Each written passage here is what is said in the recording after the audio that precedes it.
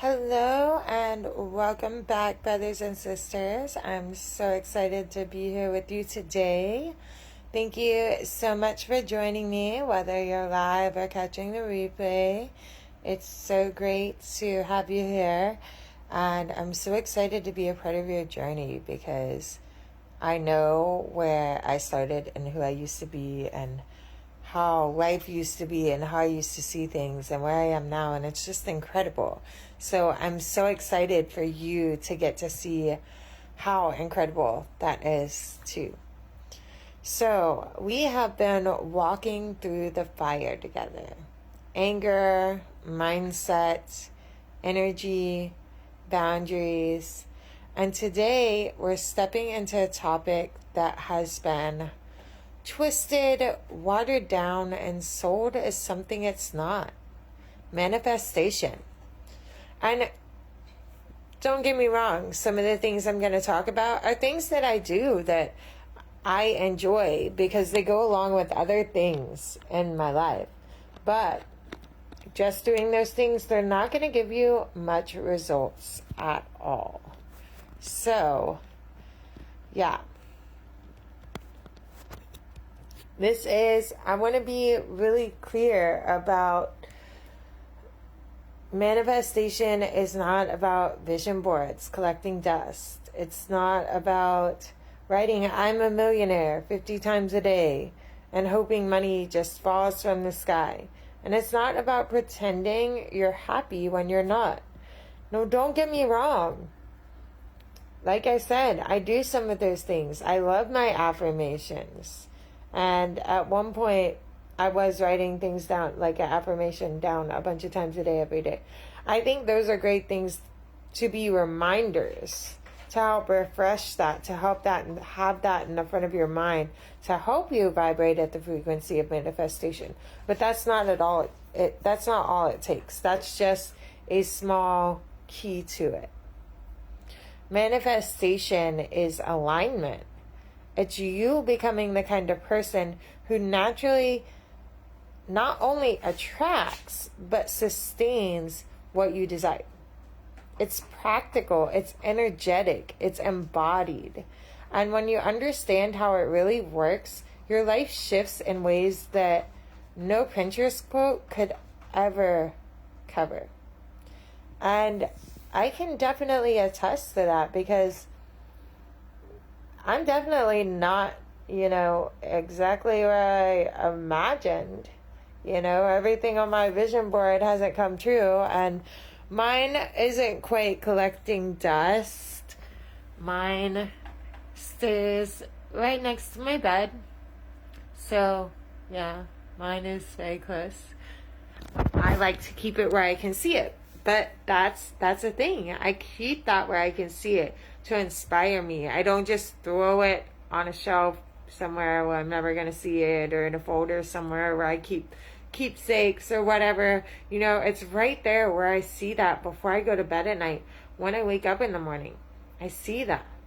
I see those goals I have, those dreams I have, and that inspires me to take action. So today we are stripping away the fluff and digging into manifestation that actually works. Because I don't know about you, but it definitely gets frustrating when you're doing something over and over again and you have this big desire that means so much to you and you feel like you're trying so hard and you're doing everything right and you're not seeing results. Like, that really sucks. It's really frustrating. And sometimes it can lead you to a really bad place because when we get discouraged, it leads down a dark road sometimes. Even for me. I'm not 100% past that just because I know all these things. It's recently happened to me, not like super recent. But, with my business, I backed off a little bit for a while because it had just got so discouraging trying to do everything I needed to do and not really seeing the results I wanted. Then I got a little more clarity and now I feel differently about things. And that's just the thing. Sometimes we're just missing this one key thing that we need to add to the mix. Or there's one little thing that we're missing that is causing us to not quite get there. So today we are going to talk about the pillars of real manifestation. And pillar number 1 is self-concept. That is our foundation. It is so important. The core of manifestation isn't about things, it's about identity. You don't manifest what you want, you manifest who you are. If deep down you believe you're unworthy, you're unlovable, or you're destined to struggle, you'll continue to attract situations that match that belief. Henry Ford said, whether you think you can or you can't, you will. And it's so true. But when you rewire your self-concept, when you decide, I'm the kind of woman or man who is supported, loved, abundant, and magnetic, your external reality reorganizes to mirror that truth. Self-concept is the soil. Your desires are the seeds. Without fertile soil, nothing grows. Your self-concept is so important because that changes the frequency we're vibrating at, for one, but not just that. You're going to self-sabotage if you have this warped self-concept, if you have this limiting belief about yourself, or this idea, I'm not good enough, I'm not worthy, I don't deserve this, I can't do this, I'm not smart enough. All of those things, if you have those beliefs about yourself, when that dream job comes along, when that dream woman comes along, or man comes along, you're not going to be where you need to be. And you're going to sabotage it because you're not going to feel like you're good enough. You're not going to feel like you're worthy. You're not going to feel like that is for you because you don't believe you deserve things. You don't believe it's possible for you to have those things. So you're going to do whatever it takes. Like, what we believe in our minds becomes our reality. We all live in a different reality because our reality is based on the experiences we've had in life. So if you wholeheartedly believe you're not good enough and you can't do something, you're going to do something to make it to where it's not possible for you to do that. Because in your reality, in your mind, it's not. When we change that, when we start believing in ourselves, we just believe there's going to be a way, it's amazing what happens. It's incredible. And it's never the way I think it's going to happen. I'll be like, no. You know what? I got this. It's all going to be good. The universe is going to take care of me. We'll figure it out. And it never happens in like the way I imagine. But so many times it's like so much better. And it's this crazy experience and journey. Like, who wants to know what's around every corner? Don't get me wrong. It's good to know sometimes. Because, we like to be prepared. I love to be prepared and have things planned out and everything. But what fun would it be if it was literally like that all the time? Like, okay, I know this bad thing is going to happen, and then this good thing is going to happen exactly this way, and things will be okay, and then blah, blah, blah. No, where's the excitement in that? All right, so let's go to number 2. Thought patterns and emotional alignment. So manifestation isn't about toxic positivity. It's about emotional honesty. Okay, now don't get me wrong. Sometimes we gotta fake it till we make it, because sometimes something is just like nagging at you and it's really just something petty and small, and we've just got to push past that. That's just like a reading the Kabbalah has really kind of helped me express my beliefs into actual metaphors and actuality and words now. And one of the things it talks about is like when we ask for growth or we ask for certain things in our lives, these situations come about because we're not just going to be handed those things. Like, oh, I want to have more patience. I want to be able to handle this better. Whatever. We're going to be sent situations to build those things, not just be handed those things. So sometimes, there are emotions where we need to push through and we need to say, okay, I'm not going to think about this. Bye-bye, whatever. I'm going to be happy and I'm going to feel good. That is necessary sometimes. But We can't ignore our real emotions. We can't just put a band-aid over things. When we ignore it, our energy starts moving wrong, it gets trapped, and that ends up leading to physical illnesses a lot of times, mental illnesses, whatever. So, here we go. Yes, your thoughts create your reality, but not in the sense of never having a negative thought. It's about your dominant patterns. It is impossible to never have a negative thought. I'm a mom to 3 beautiful, wonderful daughters that are 13, 12, and 9. All puberty ages, early puberty ages. Like, I have an incredibly amazing husband who I've been with almost 15 years now. But, like, they drive me crazy sometimes, right? I love them to death, but, you know, they do things that annoy you or whatever. You know, I can't, as much as I would love to always have loving, positive thoughts towards them, at every moment of every day, I cannot do that. And that's okay, because majority of them are. So it's okay that, like, oh, this child's really driving me crazy right now, comes up. Because later it's, wow, this child's really amazing and beautiful and smart, and I can't believe I get to be your mom. You know, and it's just, it's like that in general with everything, you know. When a situation comes up, you know, you lose your job. Your first thought might be, fuck, what am I going to do? How am I going to pay my bills? Like, what crap? Like, why is this happening to me? This sucks. But then, if you turn around and you completely change that and you start looking at it in a good way, then you're doing good. Like, we need to still feel our emotions. We need to still allow anger, fear, sadness. We need to allow all of those things to be felt. But the thing is to not dwell on it, to feel it and move through it.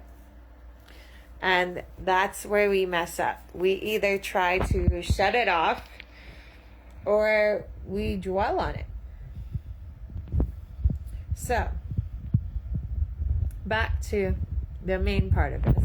So, I want you to, one question to, or a couple of questions you can start asking yourself throughout the day, every day, is what story am I repeating every day? Do my thoughts support the future I want or the past that I'm stuck in? Because our situations and the things we've been through in society and everything, that creates our reality, that creates the way we think. So we've got to work on the way we're thinking. Do you believe it's possible for you to have the things you want in life? Or are you still stuck in this negative pattern, this limiting belief, where you think you're not good enough and you don't deserve it? Your emotions are fuel. They give your thoughts power. But here's the trick. You don't have to feel ecstatic all the time. You just need to embody the feeling of possibility. Of it's already mine. Even a calm confidence is stronger than frantic positivity. You know, I believe in reincarnation. I believe in multiple timelines. And out there in some timeline is a completely different version of you. Out there in some timeline is a version of you doing what you want to do, living how you want to live, without the traits that you want to be without. You know, have already dealt with some of the issues that you're wanting to deal with. That version of you is 100% possible. But we've got to believe that. If you just keep saying, oh, things are never going to change. No, they're not. They're never going to change because that's what you believe. That's the possibility that is in your head, that there is no other possibility. You know, like, you might be down. That's okay. You can be down and still believe that the future is going to be fucking incredible. And then you're still doing it right. So, number 3 is nervous system and energy regulation. And this part is probably skipped a lot And it's one big reason why a lot of manifestation practices fail. If your nervous system, and this is something I've had to work very hard on, if your nervous system is constantly in survival mode, fight, flight, freeze, you literally can't hold the vibration of your desires. You'll sabotage it or you'll push it away because you're in survival mode. You're repeating patterns. Your subconscious is in control rather than you being aware and consciously, intentionally creating. So manifestation isn't just about mindset. It's embodiment, breathing, grounding, doing the work to feel safe to receive. Because if you can't feel safe having it, you'll never let yourself keep it. Like people win the lottery and then they end up more broke than they were before because their mindset and their security and things like that. Like when you haven't worked through all of these things, you're going to do something to push it away or to sabotage it because your mind is not in a place for that. In Kabbalah, one of the things they say is, your vessel has to be able to hold the light. If you have a 60-watt light bulb, but you need 100 watts of light, it's not going to work. You can't put 100 watts of light in a 60-watt light bulb. You have to change the vessel. So we have to start working on us so that we can hold the things, the desires that we have. So, another thing, and I still don't understand why people don't get this, but it's okay because I'm going to help you get it right now. And to me, once you have this knowledge up here and you know these things, you got no excuse, all right? So, number 4 is aligned action. Let's cut the bullshit. You can't meditate your way into a new life without action. Meditation is fucking amazing. I love meditation. It has changed my life for sure. But you can't just meditate things into existing. The universe responds to movement. Action signals commitment. You show the universe that you're serious by moving toward what you want. Even in small steps. I mean, just focusing on what you want, becoming consciously aware of this is what I want for my life. It activates something in your brain called the reticular activating system. When you activate this, like our brain is processing so much information every second, and it can only hold so much at one time, right? So it filters stuff out. What it feels like is not important. So if we don't know what we want, we're missing things because our brain doesn't know that's important to us. So when we can say, this is my desire, this is what I want, this is the life I want to have, then our reticular activating system starts actually looking for those things in our life and starts creating a path for those things. I think it's so incredible. Like, yeah, I love science and the spirituality mixed together. It's amazing. So yeah, desire plus belief plus action equals manifestation. If you miss any of these, it falls flat. I'm not going to say that you're not going to manifest some things, that some things you're seeking might not come out of it, but the full potential, everything that is out there for you, you've got to have all of those things. All 3. Desire, belief, and action. Now, number 5. And this one is a lot of people's problem. And I feel like I'm so proud of myself for how far I've come with this, with just saying like, okay, I believe this is aligned and this is the way it's supposed to be, and I'm going to trust the universe with it. So, number 5 is surrender and trust. This is the last piece. Excuse me. Surrender doesn't mean giving up, okay? It means releasing control over how it comes. When you cling to one exact path, you close yourself off from the infinite ways that the universe can deliver to you. That's why one of my affirmations is money flows to me in expected and unexpected ways, because I want it however it's going to come. I don't care if it's how I imagine it. So, yeah, your job is the what and the who. What you desire and who you are becoming. The universe handles the how and the when. And when we can just put our trust in that, amazing things happen. So, can you hold the vision even when the evidence isn't here yet? Can you trust the inner knowing more than the current circumstances? Because that is part of what it takes. You have to know and you have to trust. And it's not easy, especially when you've got kids to take care of or business to support or whatever it may be. Life is crazy and it is fucking expensive, especially right now. So, we're going to do this embodiment exercise real quick. I want you all to close your eyes and take a deep breath in and exhale slowly.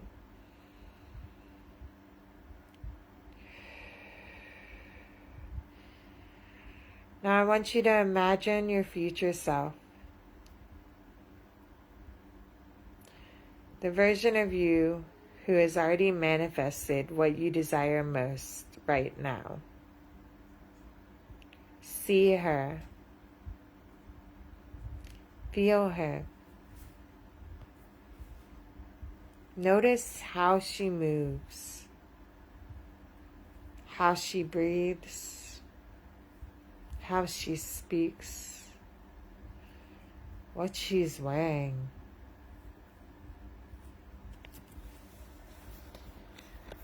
Now I want you to ask yourself, what does she believe about herself?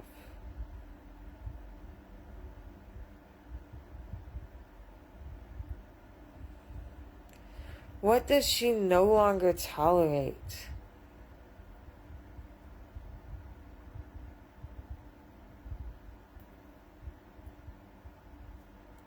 What habits does she live by daily?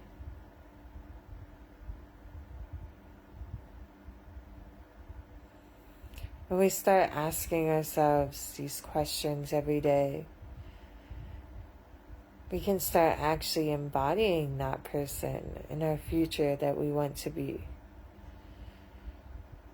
We can find the strength to become her today, to start being her now, and start creating that future now.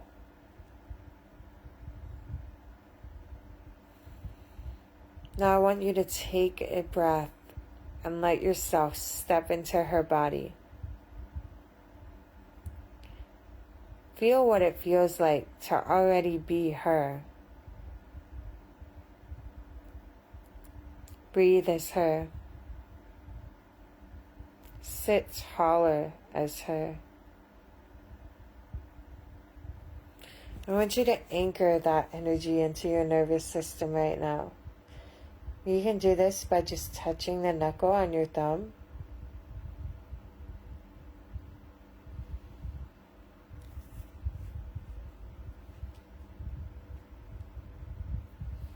Really feel that feeling. Let that feeling expand. Feel it all through your body.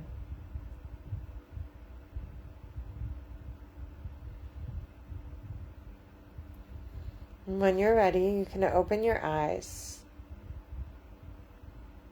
And remember, she isn't out there. She's already within you. You just activated her. She is there with you every moment. You get to take action as her. You get to embody her every day. So, let's do a quick recap of everything. Here's the truth about manifestation. It's not magic. It's alignment. You align your self-concept. You align your thoughts and your emotions. You regulate your nervous system so you can hold it. You take aligned action and you trust the unfolding. That's the manifestation. No fluff, no shortcuts, no faking it. The real stuff, really getting it done, not putting a band-aid on it, getting to the bottom of it and dealing with those things so that once we manifest these amazing things in our life, we don't fuck it all up because we still didn't deal with this one little thing lying underneath. So, this week I have an assignment for you to journal as your future self. Every day, I want you to write 1 to 2 paragraphs in the voice of the version of you who already has what you desire. How does she see herself? How does she handle challenges? What choices does she make? So really go through and think about, a challenge you might have to deal with that day, or maybe did deal with that day. And, whether you handled it this way or not. Write in that journal how she would have handled it. Because the more you practice being her now, the faster your reality shifts to match that. So, next week, we're going deeper into boundaries, confidence, and high vibe habits. That one's probably going to run a little bit longer. We're going to go into the practices that keep your energy clean and sacred so you don't fall back into old cycles. Thank you so much for watching. I really appreciate it. I feel blessed to be a part of your journey and just can't wait to see what amazing results you have. Please come talk to me. Tell me how things are going. Tell me, what you think about what I have to say and if it's helping you at all, or what you want to hear more of or less of. So, yeah, thank you for showing up. Thank you for being bold enough to go beyond the fluff. And remember, you're not just manifesting a life, you're manifesting yourself. And she is a powerful, amazing creature. Much love to all of you. I'll see you later.